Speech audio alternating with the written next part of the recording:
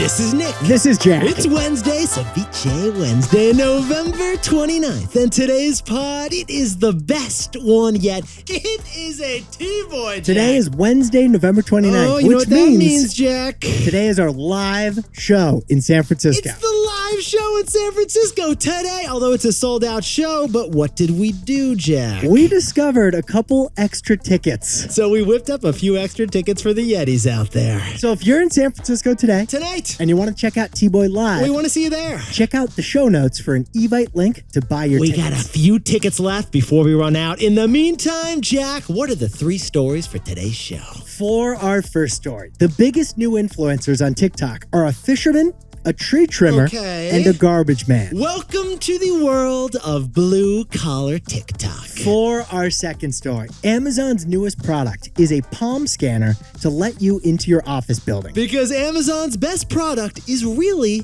the pivot. And our third and final story is Sports Illustrated.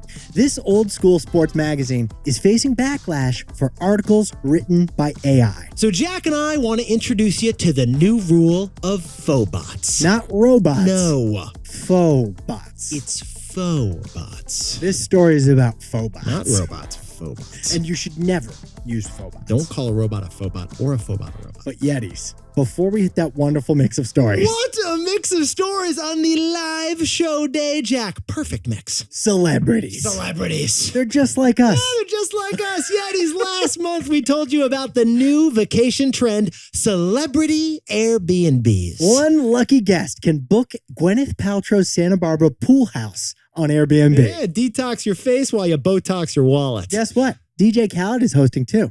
You can spend a night in his gigantic sneaker closet. Because DJ Khaled's sneaker closet is bigger than your condo. So Nick and I gotta ask, why are celebrities doing this? Yeah, well, it's not to make money with the new side hustle. They don't need the money, Jack. They're doing this because it's good PR. It makes them very relatable. It's like when Queen Elizabeth let commoners into Buckingham Palace. If you book Ashton Kutcher's house on Airbnb, maybe he forgot to transfer the laundry to the dryer. The trash can in his bathroom? Yeah, it's loaded with gross toenails too. That's relatable. But here's the news. The newest celebrity home on Airbnb is the home of Martha Stewart. Martha Stewart, legendary Yeti. She is the diva of home design. And now you can book a night at Martha's 150-acre New York estate with Martha Stewart. That Martha Stewart. You can get a personal wreath-making class with Martha Stewart. While you're there, you can prepare a sourdough starter kit with Martha Stewart. And you can sleep in a bedroom ensconced in alpaca fur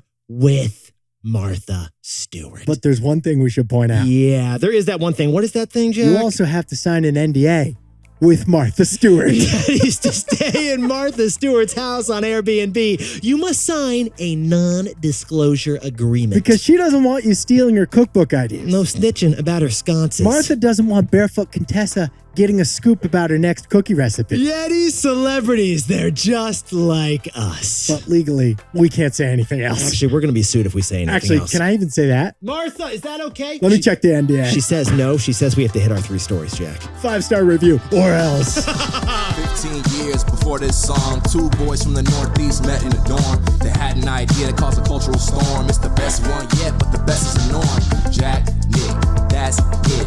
I don't even think they need to practice. 50%, that's a fat tip. T-Boy City on your at-list. If you know, you know, cause we ready to go. We can't wait no more, so just start the show. Start the show. For our first story, there's a new trend in the creator economy, and that trend is blue-collar TikTok. Blue-collar TikTok. Blue-collar TikTok. The newest influencers aren't fashion models. They're garbage guys. Yetis, have you heard of Jacob Knowles? Jack, does Jacob Knowles ring a bell to you? He's a lobsterman on the mid-coast of Maine. He's about 30 years old, and at 4 a.m. every day, he puts on an orange rubber fishing bib. True story. He grabs a couple of ropes, and he jumps on his vessel. Don't forget the diesel. Never want to forget the diesel. In the middle of the winter, when all the vacationers have left back for home, this man set sail to catch lobster. And Yetis, here's the crazy news. This lobsterman has 2.5 million followers on TikTok. Sit down, stand up, and crack that lobster again, Jack. Captain Jacob Knowles who catches lobster year-round in Maine. He has 2.5 million followers on TikTok. Could you sprinkle on some context for us, please? He is the epitome of a blue-collar TikTok influencer. And he has a following that's 4 times the population of Boston. This man is the Kim Kardashian of crustaceans. Yes, he is. But Jack, let's put this lobsterman aside for a second.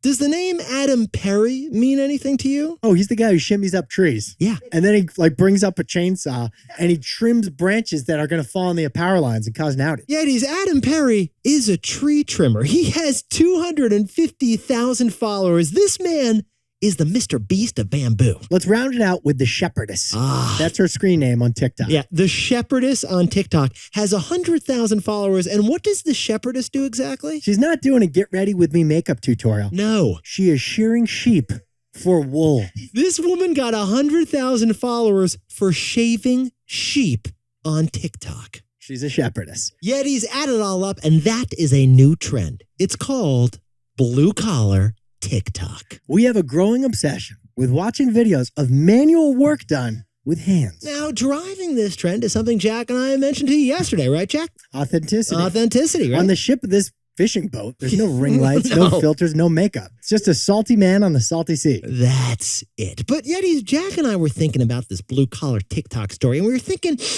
it's something deeper than that. The more digital our lives become, the more we romanticize physical jobs. Okay, think about this for a second. You probably spend like 8 to 10 hours of your day staring at a screen, laptop, phone, iPad. Yeah. The most physical thing we do on a day-to-day basis is tap the space bar. That's it. Like I moved my laptop screen, Jack.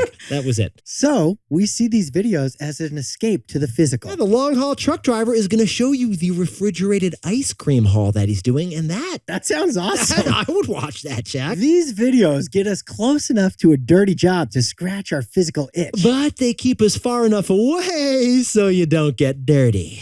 That is blue collar TikTok. But honestly, this trend actually isn't anything new. I know, Jack and I think we've seen it before. And I think, Jack, we've seen it in our takeaway. So, Jack, what's the takeaway for all our buddies watching blue collar TikTok? Distribution expires, but content is forever. Yetis, Jack and I have seen this before, literally. It was called Dirty Jobs. It was a TV show on the Discovery Channel 20 years ago. Nick loves this guy. The host was Mike Rudd. Great guy. He would get wicked dirty. Oh, he was incredible. He would climb into sewers. He would drill for oil. Yeah, I saw him kill a cockroach 1,000 times in one episode. One episode, he was an exterminator. He was a pest guy. It was wild. He did dirty jobs. Well, today, Garbage Man on TikTok, he's doing the same content, just through a different distribution channel. Today, it's not a 30-minute traditional TV show on how you take out your garbage. It's a 30-second video on TikTok by Garbage Guy, hunting for treasure in the landfill. Yetis, add it all up, and this is the same content. It's blue-collar jobs. But just different distribution. Not TV, but TikTok. Because distribution channels expire, but content is forever. For our second story, Amazon is now replacing your office building key with a palm scanner. It's a strategy pivot for Amazon. Right. Because Amazon's strategy is to pivot. Oh, Jack, do you remember that scene in Mean Girls, like the one with Gretchen Wieners? Which one? The one with Gretchen where she's trying to make fetch happen. She's trying to make fetch happen. But it doesn't happen. No, fetch, it isn't happening. Well, yeah, it is. Gretchen. Ever since Amazon acquired Whole Foods, they've been trying to make palm scanning happen. Yeah, Amazon's dream is that you use its palm scanning technology when you're in aisle 16 and you're checking out at the grocery store. They want you to buy a whole Thanksgiving shopping cart. Yeah. With a high five. Yeah, $14 coconut water, just rub your hand No awkwardly. wallet, no app. It knows who you are based on your handprint. Like a tarot reading. It's incredible. But here's the news. Amazon is pivoting that technology. They're now selling palm scanning technology to office buildings. Yetis, instead of getting through security and locked doors with a key card at your office. And awkwardly putting your back pocket up on the scanner. 1 second, I got my card here. Oh my God, I fumbled with my You can wallet. just place your hand on a little tablet. And honestly, Jack, that kind of makes sense, doesn't it? Because there's nothing less fashionable than a lanyard.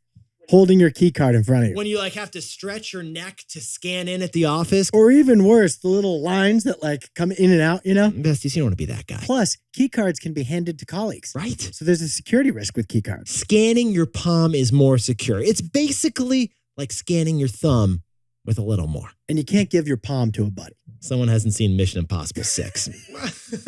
But Yetis, here's what Jack and I found fascinating about this story. This palm scan pivot by Amazon is actually part of a bigger pivot by Amazon. Stuff that failed with consumers, Amazon is now selling to businesses. Because Yetis, Jack and I have been keeping track, and we've caught a similar Amazon story last week about them pivoting a new product. Remember Astro? Yeah. Maybe you don't actually. Yeah. But Astro was a rolling droid robot Right. with a tablet for a face that was designed for the home. It was like a robot puppy that was patrolling your house, Jack. Astro was launched 2 years ago, and it's like a little security R2-D2 nanny for your home. It connects to Amazon's Ring home security. It's got built-in cameras so you can check your home from your phone. But last week, Amazon announced they're selling Astro to businesses instead. Yeah, to patrol the office or warehouse instead of your living room or dining room. Because one way to deter theft at your business Is to hire a security guard. but a cheaper way to deter theft Is to buy a rolling Amazon robot security guard with built-in cameras. So, Amazon's palm scanning tech was built for grocery stores, but now it's being used at office buildings. And Amazon's rolling robot was built for homes, but now it's being used for office buildings.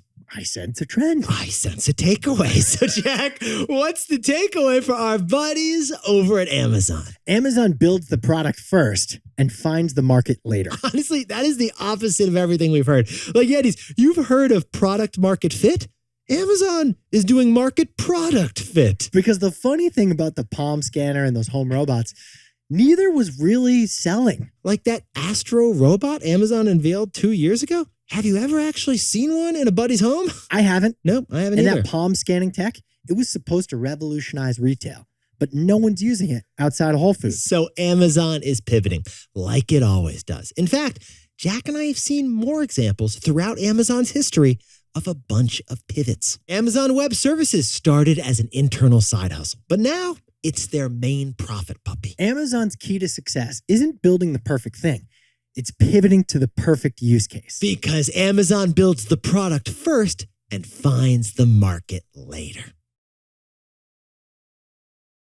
For our third and final story, Sports Illustrated was just caught publishing articles by fake authors. SI is using faux-bots, and that's a big no-no of artificial intelligence. Jack, can we just talk a little nostalgia here about our buddies over at Sports Illustrated? It was the pioneer of sports journalism. Yeah, we grew up reading Rick Riley on Sports Illustrated in bed with like a poster of Adam Graves and the New York Rangers above our bed. Adam Graves, hockey player? I'll pretend you didn't say that, Jack.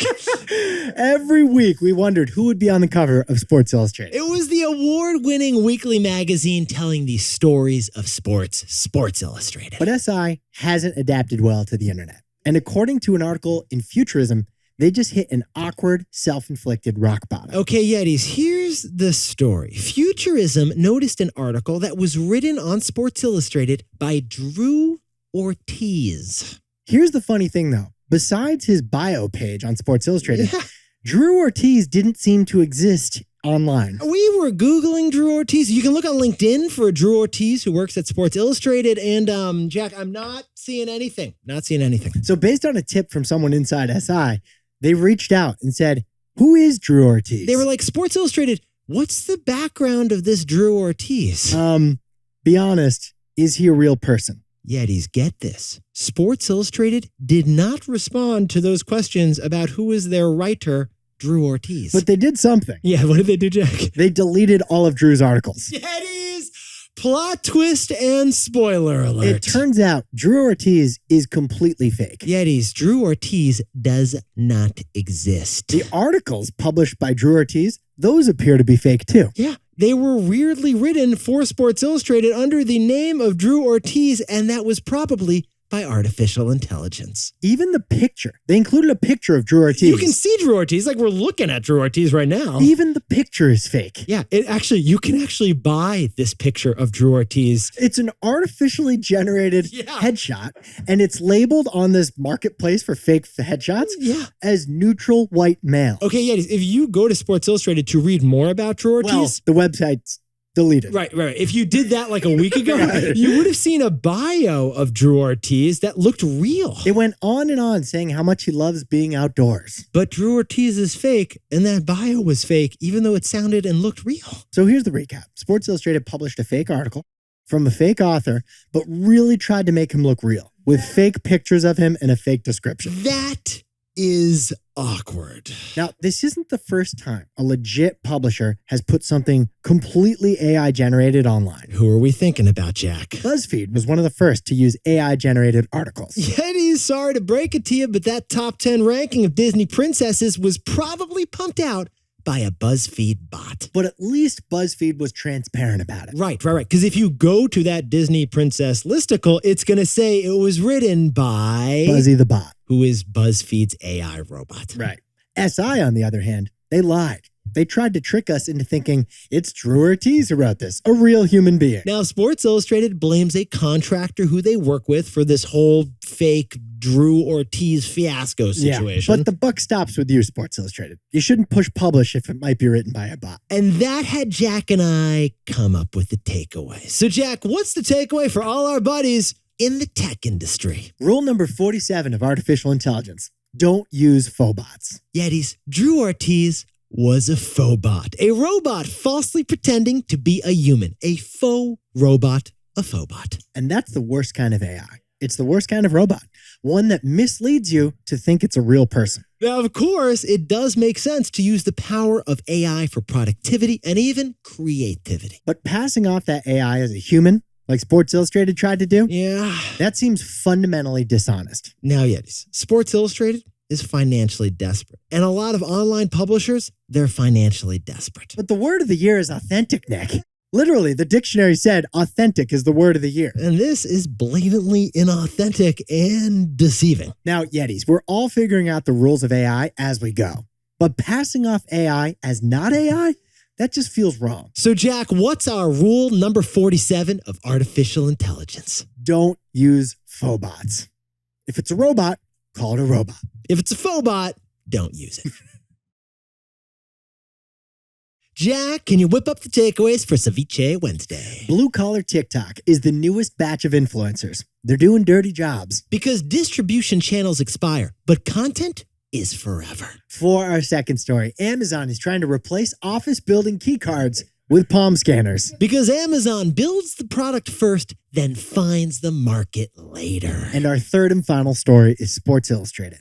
They were caught using a faux bot. They had AI they tried to pass off as a human. Rule number 47 of artificial intelligence. If it's a robot, call it a robot. If it's a faux bot, don't use it. Don't use faux bots. Don't use the faux bot. But Yetis, this pod's not over yet. Here's what else you need to know today. First, over on Wall Street, November is looking like Govember. Stocks just keep on going up in November. Stocks rose again yesterday, and it's on pace for the best month in 1.5 years. And second, Apple just proposed to Goldman Sachs a plan to end their credit card partnership. It's the biggest bank-to-tech marriage, and it might be breaking up soon. And finally, at 99 years old, legendary investor Charlie Munger of Berkshire Hathaway just passed away. Charlie Munger is best known as the right-hand man to Warren Buffett. Those two were the ultimate investing duo. And Yetis, Jack and I have been reading more about them. There's some really interesting things Charlie Munger said, and we may be whipping up a story on that. We'll keep you updated. Now, time for the best fact yet. This one sent in by Quate Dodson from lovely Sierra Vista, Arizona. Trivia.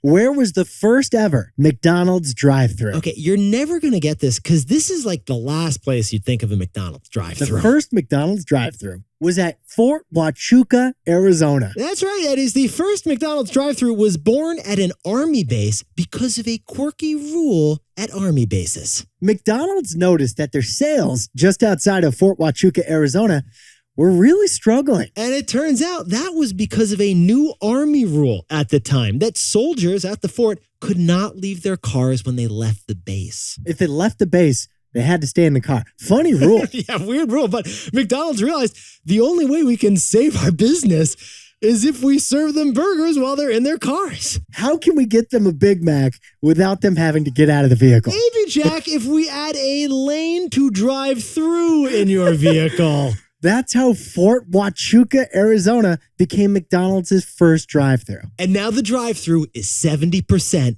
of McDonald's business. Even though none of us are being told by the military to not get out of our vehicles. Sir, stay in the vehicle. Yetis, you look fantastic today. Jack, you're looking fantastic for the live show. Are you ready to go? Or what are you wearing, by the way? I think we should wear a T-Boy uniform. I like what you're thinking there. Okay, all right. We're gonna look like we're playing a big game today. Are you thinking about the new T-Boy uniform? If you know, you know. Did it arrive yet? It's gonna arrive before the show. Yetis, Jack and I got some hair and makeup to hit. We are pumped for tonight's show. Remember, we have a few more tickets. Check out the link in the show notes. Jack, hold my toner. Yetis, we'll see you tonight and tomorrow in San Francisco. Can't wait.